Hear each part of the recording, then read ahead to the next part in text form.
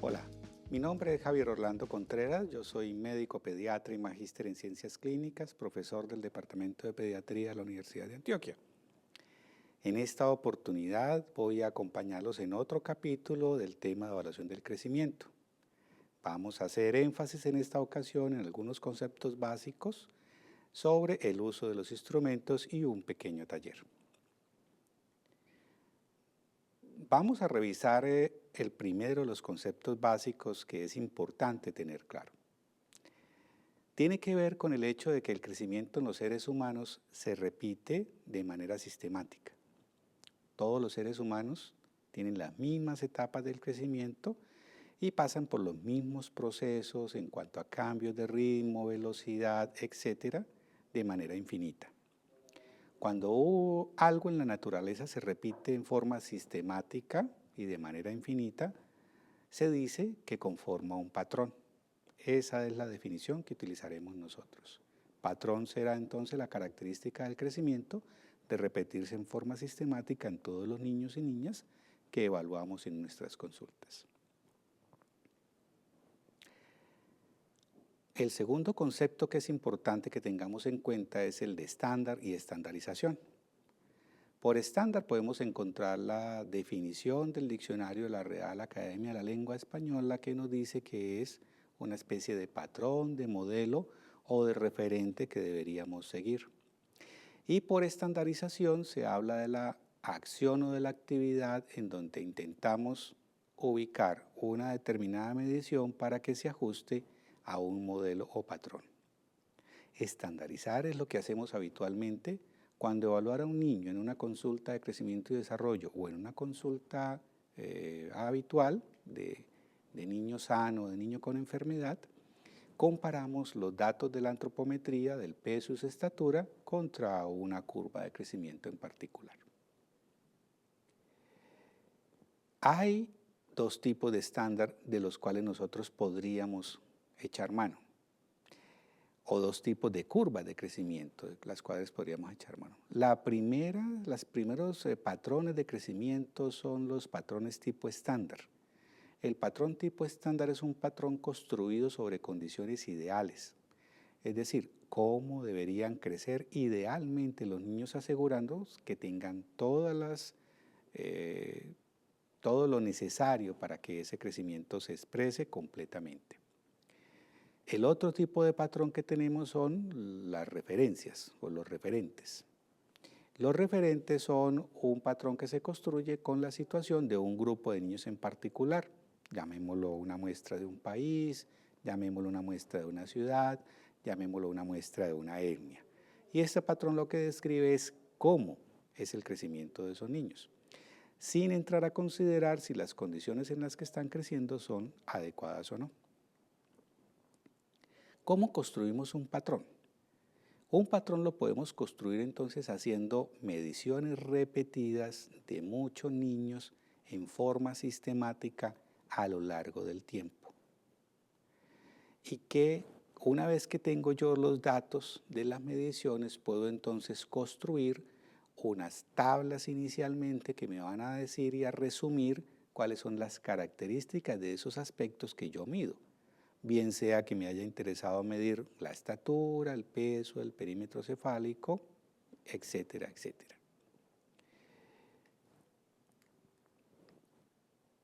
Para construir los patrones, además de las revisiones sistemáticas, yo tengo entonces que tener muy en cuenta cuál es la población de referencia que voy a utilizar para hacer esas mediciones que me interesan. Tengo dos opciones entonces de población. La primera es hacer estudios de corte transversal, que son más o menos como un censo, en donde yo en un solo periodo de tiempo, en un solo momento en el tiempo, tomo datos de niños, por ejemplo, de 2, de 4, de 6 meses, y con esos datos que recolecto de chicos de diferentes edades, construyo mi patrón.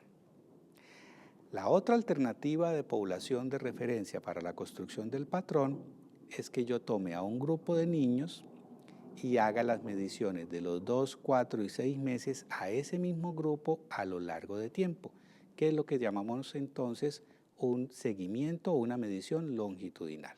Entonces, para resumir, son básicamente dos los tipos de poblaciones. O tomo niños de diferentes edades en un mismo momento y tomo sus datos, o tomo un grupo de chicos y me voy con ellos en el tiempo tomando sus medidas. Como profesional de la salud, yo debería preferir patrones de crecimiento que cumplan con dos requisitos. Uno, ojalá que fueran estándares, porque con eso voy a comparar a mis pacientes con lo mejor que podría ocurrir. Y el segundo requisito es que ojalá fueran obtenidos por seguimiento longitudinal y no por cortes transversales. Desafortunadamente, la mayoría de los patrones de crecimiento que hasta ahora hemos utilizado y que hemos construido históricamente no son estándares, sino patrones de referencia y no se obtienen por seguimientos longitudinales, sino por estudios de corte transversal. Otro concepto que es importante que tengamos claro para aprender a interpretar lo que hacemos con un patrón de crecimiento en nuestras consultas es el concepto de normal. Cuando yo tengo más de 300 mediciones o tengo más de 300 individuos a los cuales les he obtenido mediciones, puedo decir que este volumen de datos tiene un comportamiento normal. Cuando hablamos de normal no hablamos de bueno o malo o de sano o patológico, sencillamente hablamos de una forma de graficar los datos que corresponde a una curva que siempre va a tener unos puntos a la misma distancia. ¿Y qué ventaja me ofrece eso? Me ofrece la ventaja de que en todas las oportunidades en las que yo utilice la curva, sé que en esos límites hay la misma cantidad de población. Pero veamos este concepto con un ejemplo. Supongamos que tenemos una población de niños y todos estos chicos tienen 1 año de edad. Yo tomo los pesos de estos niños de 1 año de edad y encuentro que el valor mediano o media, es decir, el valor central de ese grupo de niños de 1 año de edad, su peso fue de 10 kilos, de 10.2 kilogramos, perdón, de 10.2 kilogramos. Ese sería el valor mediano, que en la gráfica corresponde a la línea que está marcada como 0, a la línea central. Puedo calcular a partir de esos datos la desviación estándar. Y al calcular la desviación estándar me dice que el valor de una desviación estándar es igual a 1 kilogramo. Ahora voy a ubicar entonces en la línea, en la curva, una línea a distancia de una desviación estándar o 1 kilogramo hacia la derecha y una línea a distancia de una desviación estándar o 1 kilogramo hacia la izquierda. Y de esa forma obtendré más una desviación estándar y menos una desviación estándar, que corresponden a la primera línea en forma de H de color azul. Como la curva no cambia, porque es una curva normal, puedo decir con bastante seguridad que entre esos dos valores, es decir, 10.2 menos 1 kilo es 9.2 kilogramos y 10.2 más 1 kilo son 11.2 kilogramos. Entre 9.2 y 11.2 kilos van a estar el 68% de todos esos niños a los que yo les tomé el peso. Volvamos a repetir, el valor promedio del peso de todos ellos, o la media del peso, fue 10.2. Pero entre 9.2 y 11.2 voy a encontrar al 68%. Si corro más hacia la izquierda una desviación estándar y más hacia la izquierda otra desviación estándar, tendré entonces menos 2 desviaciones estándar y más 2 desviaciones estándar. Como cada desviación estándar vale 1 kilogramo, entonces los límites del peso en esta oportunidad serán 8.2 kilogramos, el inferior que corresponde a menos 2 desviaciones estándar y el superior 12.2 kilogramos que corresponde a más 2 desviaciones estándar. Y así sucesivamente lo haremos con menos 3 desviaciones estándar y con más 3 desviaciones estándar. Esta es una forma en la que yo puedo aproximarme a cómo se distribuyen los pesos en esa población de niños de 1 año de edad. Definir qué límite voy a tomar yo como signo de que hay un problema es un aspecto de discusión en cuanto a ese límite que tantos niños enfermos identifica. Yo podría elegir como límite -1 desviación estándar, o -2, o -3 desviaciones estándar, y hasta ahí parecería una elección arbitraria. De lo que yo me debo asegurar es que el límite que escoja, llámese -1, -2 o -3, identifique a la mayor cantidad de niños realmente enfermos. Es posible que si yo elija el límite de -1 desviación estándar, identifique a algunos niños con problemas de crecimiento, pero la gran mayoría de niños no lo van a tener. En cambio, si me voy al límite de -2 desviación estándar, es probable que identifique una mayor cantidad de niños con problemas en su crecimiento, pero igual habrá una proporción importante de niños que no tienen estas dificultades en el crecimiento. Si yo eligiera, por ejemplo, el de -3 desviaciones estándar, tenía la absoluta certeza de que la mayoría de los chicos que estén por debajo de ese valor van a tener un problema en el crecimiento. Esa es la lógica que hay detrás de una distribución normal y es la lógica que hay detrás de la interpretación de las desviaciones estándar. En algunas oportunidades las desviaciones estándar se pueden llamar también puntajes zetas, dependiendo del investigador que desarrolle el patrón de crecimiento y de la organización que utilice o que gestione o que produzca esos patrones de referencia del crecimiento. Por ejemplo, la Organización Mundial de la Salud suele preferir la definición de puntaje Z más que la de desviaciones estándar. Sin embargo, para efectos prácticos se deberían interpretar igual. -1 desviación estándar o +1 desviación estándar sería igual a -1 puntaje Z o +1 puntaje Z. Muy bien. Otro concepto que es muy importante que tengamos en cuenta, aunque ya cada vez lo utilizamos con menos frecuencia, podemos encontrarnos todavía en algunos lugares con este tipo de curvas, es la definición de percentil. La definición de percentil no es más que otra forma de representar esa distribución de los pesos y las estaturas en una muestra de niños. En esta oportunidad, entonces, lo que define el percentil es que el 50% de los chicos van a tener un peso, en este caso 10.2 kilogramos. Entonces, el 50% de los niños pesaban en promedio 10.2 kilogramos. En la curva de percentilos yo esperaré entonces que un 25% de los niños restantes pese más y el otro 25% restante de los niños pese menos para configurar el 100% del tamaño de la muestra que se pesó para construir la curva.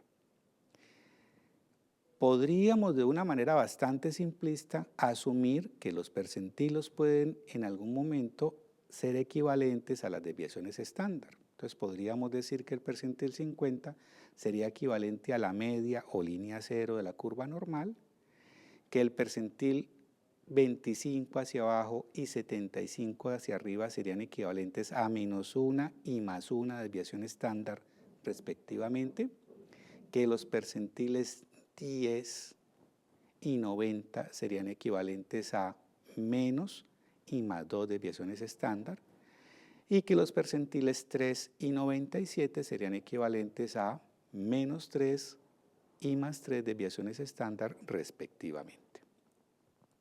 No vamos a entrar en más detalles de lo que significa la población de donde provienen las curvas de percentilos o la población de donde provienen las curvas con desviaciones estándar, pero en términos generales podemos decir que son mucho más representativas y confiables las curvas que son construidas con desviaciones estándar porque representan poblaciones mucho más grandes y mucho más representativas. Muy bien. Después de que hemos logrado alguna claridad sobre el concepto de normal, desviación y percentilo, es muy importante que aclaremos entonces cuál es el papel de los indicadores que utilizamos nosotros para la evaluación nutricional. Cuando hablamos de indicadores, hablamos de una serie de medidas o de índices construidos con estas medidas que utilizamos para evaluar el estado nutricional. ¿Por qué son tan utilizados y, digamos, están tan difundidos entre nosotros el uso de estos indicadores y de estas medidas, porque son baratos, porque no son invasivos, porque son rápidos de tomar y nos permiten información sobre lo que ocurre actualmente con el estado nutricional, lo que va a ocurrir a corto y a mediano plazo, y no solamente nos permite hacerlo a nivel de un individuo, sino a nivel de un colectivo, un colegio, una cohorte de chicos en crecimiento y desarrollo, todos los chicos de un barrio, los chicos de una ciudad, etc. Bueno, dentro de estas medidas, indicadores e índices, los más frecuentes que encontramos son la medición del peso, la medición de la talla o la estatura, que en algunos casos también va a ser llamada longitud dependiendo de la edad, unos índices que se construyen con esos datos, como el de peso para la edad, el de peso para la estatura, el de talla para la edad, mediciones como las del perímetro torácico, el perímetro abdominal, la circunferencia media del brazo, el pliegue bicipital o tricipital, e índices como el cociente de la circunferencia media del brazo versus el perímetro abdominal, y índices como el índice de masa corporal o índice de Quetelet, que es un dato obtenido de la relación entre el peso y la estatura. Tenemos aproximadamente unos 70 años de desarrollo de mediciones, indicadores, tablas, curvas y otros patrones de crecimiento. Sin embargo, ninguno de ellos había logrado construirse con todos los requerimientos que necesitamos para que se convierta en eso que inicialmente les comenté, en un estándar y construido desde datos longitudinales. Más o menos para 1984, la Organización Mundial de la Salud toma la decisión de intentar resolver de una vez por todas las dificultades que había con la construcción de patrones del crecimiento y decide hacer una investigación para construir nuevos patrones de crecimiento, esta vez corrigiendo algunas de las dificultades que previamente se habían identificado. Para ello entonces toma un estudio, una muestra de población bastante significativa que provenía, entre otras cosas, de países como Brasil, Ghana, India, Noruega, Omán y los Estados Unidos. Fueron en total alrededor de unos 8.440 niños. Se incluían en la investigación aproximadamente 300 recién nacidos por cada país, más o menos 1.440 niños que estaban entre las edades de 18 y 71 meses para el seguimiento de sus pesos y sus estaturas. ¿Qué otras características tuvo esta investigación?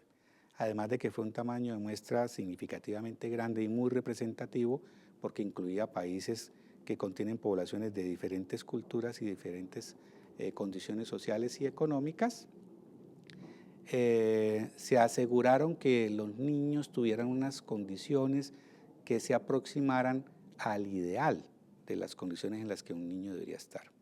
Por ejemplo, todos los niños incluidos en el estudio deberían ser exclusivamente amamantados. Todos los niños incluidos en el estudio deberían seguir después de los 6 meses unas pautas de alimentación previamente definidas y acordadas con los padres y cuidadores de los niños.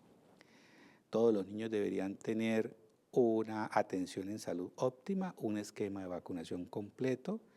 Deberían estar ausentes cosas que sabemos que afectan el crecimiento, como infecciones a repetición, enfermedades congénitas, enfermedades crónicas, el consumo de tabaco, cualquier otra cosa que pudiera afectar de alguna manera el crecimiento, eso debería estar ausente en los niños que participaban en la investigación. Es decir, de alguna manera se constituyó una muestra de niños ideales que crecerían y se desarrollarían en condiciones también ideales para construir lo que hasta ese momento de la historia no se había construido, que era un verdadero estándar, es decir, cómo deberían crecer idealmente los niños. Una vez que se publicaron y desarrollaron, se construyeron curvas para niños de 0 a 5 años de edad y curvas para niños de 5 a 18 años de edad. Solamente las curvas de los niños de 0 a 5 años de edad cumplieron con ese propósito original de la Organización Mundial de la Salud. Es decir, fueron niños seguidos a lo largo del tiempo y niños que fueron criados y alimentados en condiciones ideales. El seguimiento de los niños no se hizo después de los 5 años. Para completar las curvas de 5 a 18 años se utilizaron unas curvas que previamente conocíamos como las curvas del CDC de Atlanta, del Instituto Nacional de Salud de los Estados Unidos, que no nos cumplían con el requerimiento de ser obtenidas a lo largo de un proceso de seguimiento en el tiempo. El país en ese sentido tomó en el 2010 la decisión de adoptar esos nuevos patrones de crecimiento desarrollados por la Organización Mundial de la Salud en una resolución que todos los que trabajan en el área de crecimiento y desarrollo conocen como la resolución 2121. Ese es el acto por el cual el gobierno y el Ministerio de Salud adopta los patrones de la Organización Mundial de la Salud como los patrones vigentes para el país, hace algunas modificaciones a las interpretaciones y a los indicadores que la OMS propone, de los cuales vamos a revisar los siguientes. Vamos a revisar los indicadores para niños o niñas de entre los 0 y los 2 años de edad. El primer indicador que vamos a revisar es el del peso para la edad. De acuerdo a ese indicador definiríamos como un niño o niña con un peso adecuado a aquellos que tengan un peso para la edad superior a -1 desviaciones estándar para su edad. Identificaremos niños con riesgo de peso bajo a aquellos que tengan pesos inferiores a una desviación estándar. Identificaremos niños con peso bajo a los que tengan pesos inferiores a -2 desviaciones estándar.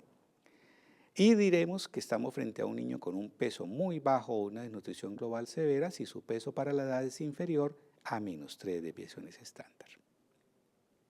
El segundo indicador en que nos vamos a centrar es la talla para la edad. Diremos que un niño o niña tiene una talla adecuada para la edad si su talla es superior a -1 desviación estándar para su edad.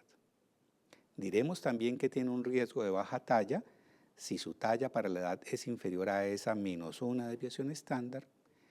Y diremos que definitivamente tiene una talla baja o un retraso en la talla si su talla es inferior a -2 desviaciones estándar para la edad. El tercer indicador que utilizaremos en estos chicos de este grupo de edad es el índice de masa corporal. Perdón, es el peso para la talla. Estamos viendo en la gráfica el peso para la talla. Lo estábamos viendo por defecto y ahora estamos viendo por exceso. Hablaremos de sobrepeso si el peso para la estatura está por encima de una desviación estándar y hablaremos de obesidad si el peso para la estatura está por encima de +2 desviaciones estándar. Sin embargo, en estos casos, lo que recomienda la normativa o la resolución técnica es que si yo tengo valores por encima de +1 desviación estándar o por encima de +2 desviación estándar, debería confirmarlos con el índice de masa corporal. Muy bien. Aquí hablaremos entonces del peso para la estatura, y el peso para la estatura entonces tendremos un peso adecuado para la estatura si está entre +1 desviación estándar y -1 desviación estándar. Y tendremos una situación de riesgo bajo de peso para la talla si ese peso está por debajo de una desviación estándar. Si el peso está por debajo de -2 desviaciones estándar, tendremos un bajo peso para la talla. Y ojo, si el peso está por debajo de -3 desviaciones estándar para la estatura, estaremos frente a un niño o con un muy bajo peso para la talla o un niño con una desnutrición aguda grave. Esta es la curva de índice de masa corporal que deberíamos utilizar en el caso de que peso y talla excedan +1 o +2 desviaciones estándar. Realmente la confirmación del sobrepeso y la obesidad la hacemos con esta curva de índice de masa corporal. En el grupo de edad de niños de 2 a 5 años de edad, también se recomienda que se utilicen los indicadores de talla para la edad y peso para la talla, pero sobre todo el más importante es el índice de masa corporal en este grupo de edad. Y definiremos a un niño en esta curva de índice de masa corporal con sobrepeso si tiene un índice de masa corporal de más de una desviación estándar para su edad, y lo definiremos como un niño con obesidad si tiene más de 2 desviaciones estándar del índice de masa corporal para su edad. Vamos a revisar, vamos a hacer unos ejercicios, una especie de ejercicios en donde tomamos los datos de peso y longitud que periódicamente se le han registrado a algunos niños e intentamos graficarlos para precisar algunos elementos del manejo de estos patrones de referencia. En este primer caso tenemos un niño al quien se le han tomado en 5 oportunidades datos de peso y longitud entre su nacimiento y aproximadamente los 8 meses de edad. Cuando graficamos los datos del peso para la edad, vemos cómo el peso cambió y atravesó más de 2 desviaciones estándar. Habíamos dicho que los niños pueden hacer acomodaciones en el crecimiento, bien sea porque estaban desnutridos o enfermos y se recuperaron, o bien sea porque algunos niños entre los 9 y 12 meses de edad cambian la velocidad con la que crecen. Esos cambios los aceptaremos con normales solo si son inferiores a una desviación estándar. Si un chico tiene un cambio en su peso o un cambio en su estatura a lo largo del tiempo, que tenga más de una desviación estándar de diferencia, como lo vemos en este caso entre las 2 mediciones del nacimiento y de las primeras 8 semanas, ese chico probablemente esté reflejándonos con eso que tiene una enfermedad. Ahora, lo que sigue a continuación en la curva del peso es que cambió de carril de crecimiento y siguió creciendo por debajo de -3 desviaciones estándar. Ahí lo patológico entonces es el cambio de más de una desviación estándar y el hecho de que se ubica por debajo de -3 desviaciones estándar. Sin embargo, todavía no refleja la gravedad de la situación. Cuando graficamos la longitud del mismo niño, observamos que ocurrió algo bastante parecido con la longitud del niño. Hubo un cambio de más de 2 desviaciones estándar, pero ese cambio de más de 2 desviaciones estándar lo ubicó a menos de 3 desviaciones estándar de lo que le correspondería como talla para su edad. O sea, definitivamente este chico está reflejando con ese patrón de comportamiento que padece una enfermedad o una desnutrición o un enanismo, dependiendo del entorno en donde yo esté. Si es una comunidad con carencias nutricionales y con situaciones económicas y sociales adversas, lo más probable es que esté frente a un niño con una desnutrición. Vamos a mirar este otro caso en el cual tenemos también datos obtenidos a lo largo del tiempo, intervalos de tiempo de la longitud de un niño. Aquí observamos el concepto de una reacomodación en el perfil del crecimiento. Observen ustedes que empezamos con unos datos de estatura que se mantienen constantes más o menos hasta los 4 meses de edad, pero que entre los 4 y los 8 meses de edad cambian ligeramente. El niño continúa teniendo una tendencia en el crecimiento normal, pero cambió la línea de crecimiento por donde venía. Sin embargo, ese cambio en la línea de crecimiento no tiene una distancia mayor a una desviación estándar. Por lo tanto, podríamos decir que es una acomodación del crecimiento que podemos considerar normal y no significaría el reflejo de la presencia de una enfermedad, ni desnutrición, ni enanismo, por ejemplo, o problemas hormonales. Vamos a examinar un último caso en el cual lo que observamos nosotros son 2 chicos que durante un tiempo sostenido tienen los mismos datos de longitud. Entre los 5 y los 16 meses, un primer caso, un chico que mide 77 centímetros de manera constante, y en el segundo caso, un chico que entre los 5 y los 16 meses mide 70 centímetros en forma constante. Cuando revisen el capítulo correspondiente a la fisiología del crecimiento en este mismo grupo de conferencias que usted está revisando, vamos a encontrar que ya habíamos hecho referencia a este tema, y es cómo cuando evaluamos el crecimiento es muy importante que no solamente evaluemos la distancia a la que se encuentra mi paciente en particular en relación con los que conformaron el grupo de niños con los que se construyó la curva, sino también poder indagar qué pasa con ese proceso de crecimiento de mi paciente individual. Si yo observo la primera línea de arriba de color azul, encuentro que el niño arranca en una posición de estatura bastante por encima del promedio de los niños de su edad, pero esa detención del crecimiento, que de ninguna manera es normal, lo ubica posteriormente en una posición, digamos que de riesgo.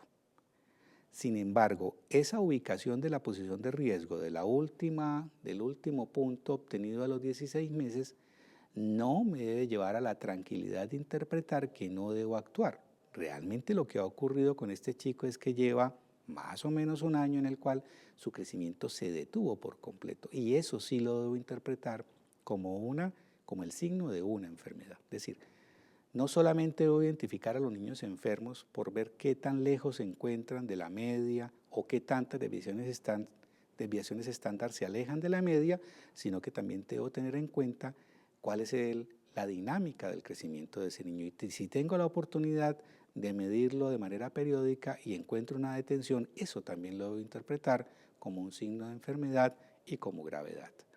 ¿Qué es lo que ocurre en el segundo caso, graficado en color rojo en la curva, en donde encontramos un niño que también empieza con una estatura relativamente por encima del promedio, en más 2 desviaciones estándar, pero esa detención del crecimiento rápidamente lo va a llevar en el transcurso del tiempo a una situación de manifestación de enfermedad que está en una estatura menos 3 desviaciones estándar por debajo de la media de los niños de su edad. Si yo observo durante el tiempo la dinámica de estos procesos de crecimiento de ambos niños, puedo tomar o puedo realizar intervenciones mucho más oportunas sin esperar a que el niño realmente se encuentre en una situación de enfermedad o de riesgo mucho más grave que el inicial. Muy bien, con esto hemos revisado el aspecto que tiene que ver en cuanto a cómo utilizar los instrumentos que habitualmente nos da la práctica cotidiana para valorar el crecimiento. Espero que hayas revisado el capítulo de los aspectos de fisiología que te da una visión panorámica del fenómeno del crecimiento y también espero que revises el capítulo de las nuevas guías de práctica clínica sobre crecimiento y desarrollo que te van a dar ya no solamente una visión global, sino una visión actualizada de las recomendaciones en cuanto a prácticas en crecimiento y desarrollo. Hasta luego.